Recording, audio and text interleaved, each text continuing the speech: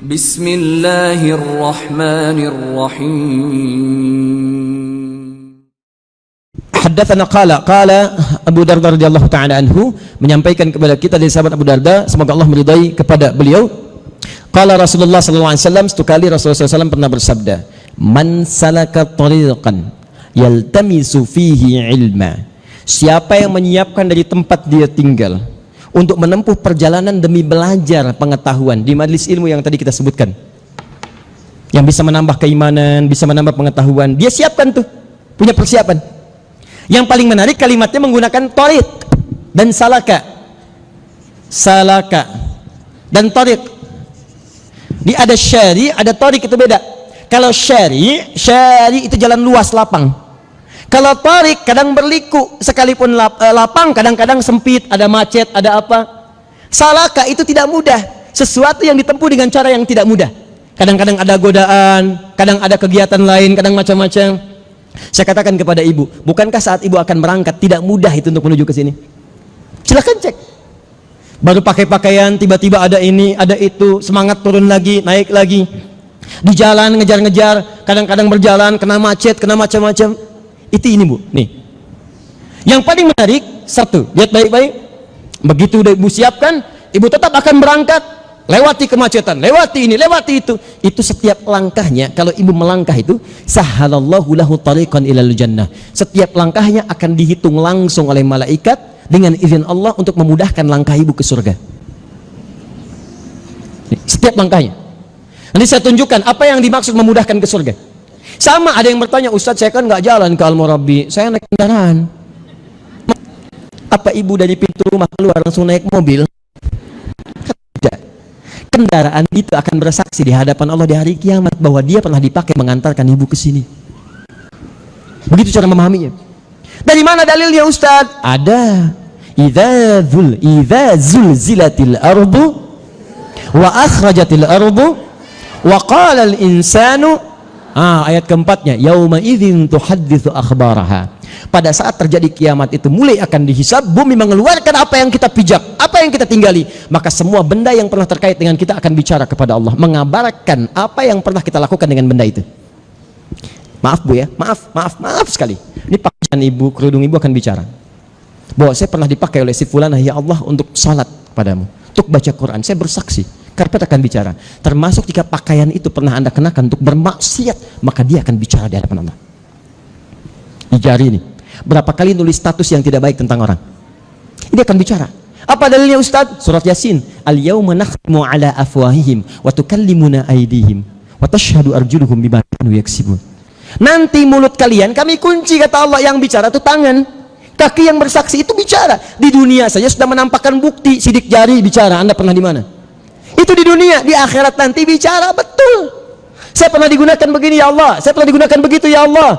Ya Allah, saya digunakan oleh si fulanah untuk memasukkan ini ya Allah ke kotak infak, untuk memberi ini pada orang lain, berikan beras di ranca ekek, berikan baju ke orang ini, orang A, orang B, orang C. Itu bicara tangan.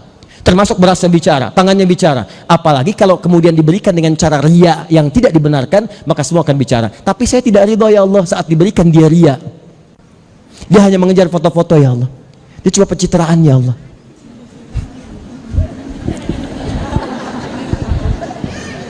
Jelas? Baik. Nah, apa yang dimaksud ini dimudahkan? Teruskan hadisnya. Perhatikan. Sahalallahu lahu tariqan ilal jannah wa innal malaikata. Kalaulah seorang penuntut ilmu itu tahu, para malaikat itu, awas hati-hati, tadau ajnihataha ridwan li talibil ilmi. Dia membentangkan sayapnya sejak penuntut ilmu keluar dari rumahnya, tempat tinggalnya, untuk menuju majlis itu. Jadi dari jalan, misal kalau rumah ibu misalnya, misal di Husen, ibu mau ke Al-Murabbi, itu dari sejak keluar itu malaikat sudah menaungi sampai ke sini, sampai pulang lagi. Kalau benar diniatkan, ya. Tapi kalau ibu mampir kemana ke mall, itu malaikat ninggalin, ya. Sini misalkan, baik, lihat baik-baik, sudah. Nah ini setiap anda jalan, itu malaikat membentangkan sayapnya, memberikan ridha, ridhan li talabil ilmi, ridha bagi para penuntut ilmu. Ridhanya malaikat dua maknanya, dan saya mohon pada ibu, tolong catat betul yang dua ini dan amalkan dengan siapapun ibu mengaji. Tidak harus dengan saya, mungkin ibu bisa mengaji dengan Ustadz Fulan, ya, atau ustazah fulanah dan sebagainya. Tapi saya mohon sekali, mohon, nanti kita akan saksikan satu masa bahwa apa yang pernah kita kerjakan itu akan terjadi pada kita. Ridho malaikat setidaknya punya dua arti. Satu, memohonkan ampunan kepada Allah bagi orang yang dinaungi itu. Memohonkan ampunan. Ibu tolong betul jangan terjebak godaan setan, Bu, ya. Tolong sekali. Saya pesankan dari sekarang, kalau bisa ibu catat. Ibu dari sejak berangkat, Bu, sampai ke sini itu malaikat mohonkan ampunan. Kalau bisa ibu isi dengan istighfar di jalan, Bu. Walaupun gak harus orang dengar. Astagfirullah, astagfirullah, astagfirullah, astagfirullah. Minta. Itu dosa ibu, Bu. Kalau ibu benar-benar ucapkan itu dari hati yang paling dalam, bertobat pada astagfirullah, itu seketika dituliskan pahalanya, diampuni dosanya. Berita baik ya, dosa sebesar apapun kalau benar-benar ibu mohonkan kepada Allah, ketika diampuni, ibu tobat pada saat itu, diampuni dosanya. Dan qadarullah, misal saja ibu meninggal di pertengahan jalan, belum sampai ke sini, ibu mendapatkan dua keuntungan. Satu, dosa ibu sudah diampuni oleh Allah seluruhnya. Yang kedua, ibu punya amalan berjalan ke majelis ilmu. Maka ketika dosa diampuni semua, artinya nol dosanya. Ketika amalan dikerjakan melangkah ke majelis ilmu, ibu punya amalan tinggi. Maka bahasa Qurannya, orang itu akan langsung terjamin masuk surga. Buka Quran surah keempat ayat 100. Itu surahnya ibu, paling kiri sebelah bawah. Quran surah keempat An-Nisa. Ini ayat yang ke-100. Saya baca dulu ya. Wa may yuhajir fi sabilillah yajid fil ardi maraghaman katsiran wa sa'a. Siapa yang mau berhijrah, bahasanya indah, hijrah. Hijrah itu merubah keadaan lebih baik daripada sebelumnya. Maksud baik itu kebaikan yang disenangi oleh Allah, yang diridhai oleh Allah. Jadi kalau ibu bisa berubah lebih baik menurut Allah, itu hijrah namanya. Misal, tidak harus pindah tempat ya.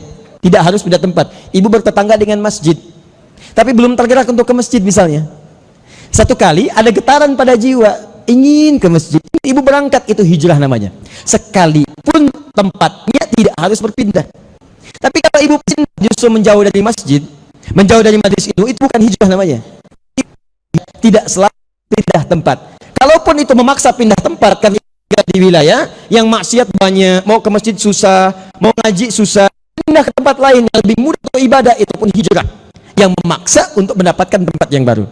Nah, kata Allah, wa may yuhajir fi sabilillah, siapa yang mau berhijrah karena Allah, yajid fil ardi maraghaman katsiran wa sa'a. Kalau dia masih punya batas hidup, setelah hijrah itu masih punya waktu hidup, beraktivitas, maka Allah berikan dua jaminan. Satu, dia akan titipkan, Allah akan berikan ketenangan pada jiwa orang hijrah itu. Jadi yang pertama kali bukan dapat dunia, Bu, tenang dulu. Ya, orang hijrah pas ke masjid udah berdoa, pulang-pulang kehilangan sendal, hilang sepatu, hilang dompet, gak usah khawatir. Cari dulu, kalau nggak ketemu kemungkinan cuma dua. Satu, tugas ibu mendapatkan itu sebagai amanah selesai, maka sendal itu akan dihisab oleh Allah, dan hisabnya sangat luar biasa karena dia akan bersaksi dipakai oleh ibu untuk ke sholat atau untuk ke majelis ilmu. Selesai, itu amanah. Tapi kalau kemudian yang kedua, kemungkinannya ibu banyak maksiatnya, boleh jadi masuk ke dalam harta, maka yang haram kemudian dikeluarkan oleh Allah, yang halal akan datang sebagai gantinya. Karena rizki pencuri hanya selalu mengambil yang haram. Jelas? Nah, kalau ibu masih hidup, maka yang pertama ketenangan. Yang kedua, dunia yang terasa belum didapatkan akan diberikan, diakumulasikan. Akhirnya dapat. Pertama-tama rasanya nggak enak. Nanti setelah itu rasanya karunianya luar biasa. Tapi maaf, wa may yakhruj min baitihi muhajiran ilallahi wa rasuli. Tapi ada orang yang baru keluar rumah, dia pengen berubah, dia pengen ngaji, pengen belajar, tapi tiba-tiba di jalan maut datang lebih cepat dari apa yang ia sempat nyampe ke majelis ilmu. Maaf, ini kalimat Allah, faqad waqa ajruhu 'ala Allah. Maka dengan dia siap-siap itu, apalagi diisi dengan istighfar, dia bertobat kepada Allah, kata Allah, pahalanya telah saya tetapkan untuknya. Yang dimaksud pahala di situ surga. Jadi begitu dia istighfar, tobatnya diterima, maka ketika tobat diterima, apa yang terjadi? Cinta Allah datang, surga diberikan kepadanya. Itulah yang menimpa orang yang pernah membunuh 100 orang, kemudian dia mau bertobat. Kata ulama pada saat itu, kamu pergilah ke majelis ilmu. Ulama ini tahu satu-satunya pahala yang berlimpah bagi orang ini untuk menutup dosa-dosanya, pergi ke majelis ilmu, karena pahalanya berlipat, Bu. Maka ketika dia berangkat di jalan dia tobat, astagfirullah, astagfirullah. Begitu dia bertobat belum sampai ke majelis ilmu, meninggal wafat di tengah jalan. Maka kemudian Allah perintahkan, angkat dia, tempatkan di surga. Maksudnya berikan fasilitas surga di alam kuburnya. Itu. Saya pernah sampaikan ini satu kali dalam pengajian. Ada seorang pramugari. Tadinya cuma diajak temannya aja. Tiba-tiba kemudian ikuti kisah nyata. Saya sendiri yang sampaikan di awal saya tiba di Indonesia. Begitu saya sampaikan, si pramugari ini ingin berubah. Dia terus pengen belajar. Akhirnya apa yang terjadi? Qadar Allah, pertemuan yang kedua, ternyata qadar Allah sakit. Begitu masuk rumah sakit, ternyata dilihat secara medis, terkena kanker, Bu. Bayangkan tuh. Apa yang terjadi? Divonis oleh dokter nggak bisa keluar, harus di situ.